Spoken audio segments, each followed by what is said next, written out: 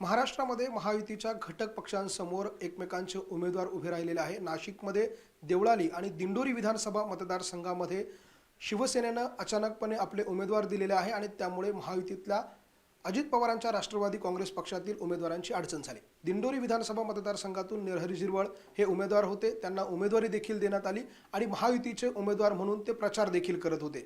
मात्र रातोरात या ठिकाणी धनराज महाले यांना शिंदेंच्या शिवसेनेनं उमेदवारी दिली आणि या सगळ्यामध्ये महायुतीच्या उमेदवारांची अडचण झाली। आपल्यासोबत नरहरी झिरवळ आहे, आपण त्यांच्याशी बोलूया।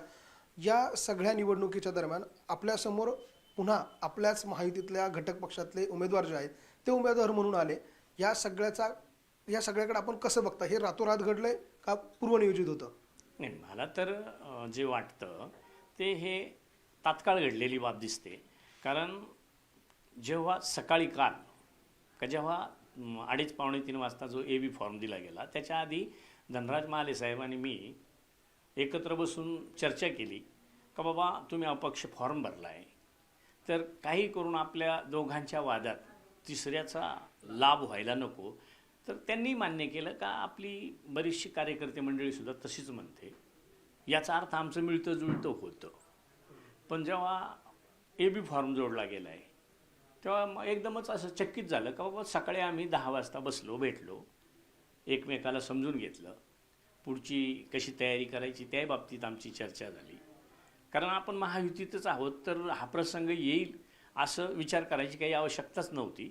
आणि मग आता पुन्हा असा प्रसंग निर्माण झाल्यावर आता त्याच्यावर वरिष्ठ स्तरावर काय जो निर्णय होईल त्या निर्णयाला आम्ही बांधील आहोत। म्हणजे स्थानिक पातळीवर जे धनराज महालेंना उमेदवारी दिली त्यांच्यात आणि तुमच्यात समझोता झालेला होता, मात्र वरिष्ठ पातळीचा समझोता राहिला म्हणून ही अडचण झाली?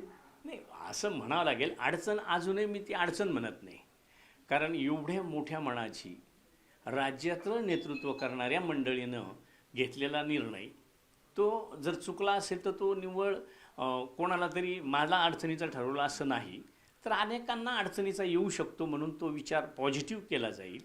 आणि जे महायुतीत पूर्वी त्यांचं ठरलं असेल आणि AB फॉर्म सुरुवातीला ज्यांना दिले किंवा जागा वाटप झालं असेल त्याच पद्धतीनं होईल आणि ते निश्चित पद्धतीनं फडणवीस साहेब, शिंदे साहेब आणि दादा हे बसून निर्णय घेतील।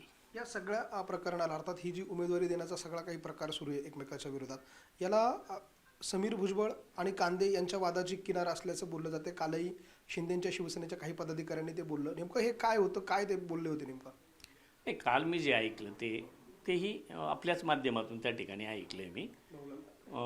तांबडे साहेब असतील किंवा भाऊ चौधरी साहेब असतील, यांनी जे सांगितलं का समीर भुजबळ हे परवा इकडून तिकडं गेले आणि अपक्ष उमेदवारी भरतात आणि सुहास कांदे साहेबांना अडचणीत आणतात, म्हणून आम्ही इकडं, तर ते हे साहजिक आहे। जर कुठं काही मिटवायचं ठरवायचं ठरलं तर कुठंतरी काही ना काही पण मेक दाबावं लागते, असं म्हणून केलं असेल, हे कालच्या त्यांच्या बोलण्यातून आलं। म्हणजे याला वरतून नाही, वरतून संमती म्हणण्यापेक्षा हे असं झालंय म्हणून असं करा असा हा तर्क आहे आमचा, का तिथं अडचण आली म्हणून आम्ही इथं अडचण करतो किंवा केली म्हणून साठी हा प्रकार झाला असेल तर तो वरच्या स्तरावर त्याचा निर्णय घेतला जाईल। आता शेवटचा प्रश्न, उमेदवारीमुळे कदाचित ही उमेदवारी उद्या तशीच राहिली, माघार झाली नाही, तर याचा फटका महायुतीला बसेल?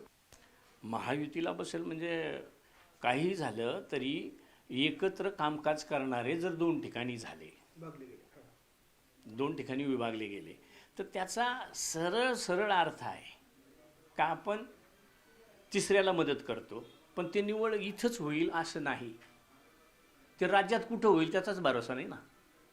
राज्यात त्याचा परिणाम दुष्परिणाम अनेक ठिकाणी होऊ शकतो, मग तो निवड राष्ट्रवादीलाच होईल असंही नसेल, तो निवड भाजपलाच होईल असंही नसेल, सेनेला अजिबातच होणार नसेल असंही नसेल। कारण राज्यभरात कामकाज करताना आम्ही एकमेकाबरोबर ज्या पद्धतीनं वावरलोय, ज्या पद्धतीने एकमेकाला सल्लामसलत, एकमेकाच्या जनतेसाठीचं काही करायचं असेल तर आम्ही एकत्र येऊन जे प्रश्न मांडलेत, प्रश्न सोडवून घेतलेत, त्याचा परिणाम साईड इफेक्ट होऊ शकतो असं मला वाटतं। आदिवासी नेते म्हणून आपली ओळख महाराष्ट्रात आहे आणि महाराष्ट्रातला आदिवासी समाज या सगळ्यामुळे या सगळ्या महायुतीच्या नेत्यांवर नाराज होईल असं वाटतं का? नाही, तसं तसं एकदम नाराज होणार नाही आणि होऊ देणार नाही मी. ते माझ्या समाजाला विनंती करेल मी का बाबा जे झालंय ते आता फक्त अजून 6 तारीख आहे, 4 तारीख माघारीपर्यंत हा तिढा काही झाला तरी मिटणार आहे. पण मी आजच जर सांगितलं का ते असं होणार आहे तर असं करायचं हे मी कधीही सांगणार नाही, कारण तो परिणाम हा 0 ते 20% मतदार महाराष्ट्रात 72 मतदारसंघात आहे, 72. आणि मग मी जर आदिवासी नेता असेल किंवा मी जर काही समाजासाठी केला असेल तर थोडाफार परिणाम तो होऊ शकतो ना. आणि मग मला माहीत आहे थोडाफार परिणाम म्हणजे मीच एक वेळा 79 मतांनी हारलो आहे. त्याच्यामुळं हारायला मतं फार कमी लागतात. आता आपल्या मागच्या लोकसभेत 7 मतांनी खासदार हारतात, तेव्हा हे तर 0 ते 20% लोक मतदार आहेत. 72 परिणाम होऊ देणार नाही, पण होणार जरी असेल तरी होऊ देणार नाही. आपण बघतोय नरहरी झिरवळ आपल्यासोबत होते, खरं तर प्रतिक्रिया दिली आहे आणि अजूनही त्यांच्याकडनं महायुतीचा धर्म जो आहे तो पाळला जातोय आणि धर्म पाळण्याचा शब्द दिला जातोय. त्यामुळे एकूणच जर आपण बघितलं तर महाराष्ट्रभरामध्ये या सगळ्या उमेदवारी देण्याच्या सगळ्या ज्या काही डाव प्रतिडाव चालले महायुतीच्या घटक पक्षांमध्ये, त्याचा परिणाम जो आहे तो केवळ ह्या 2 मतदारसंघांवरच नाही तर महाराष्ट्रात होईल. आणि तो फटका जो आहे तो केवळ भाजपलाच नाही, शिवसेनेलाच नाही तर राष्ट्रवादीलाच नाही, या महायुतीतल्या सगळ्याच पक्षांना बसेल असं देखील झिरवळ म्हणतात. व्हिडिओ जर्नलिस्ट हेमंत बागुलसह लक्ष्मण घाटोळ, न्यूज 18 लोकमत, नाशिक, दिंडोरी.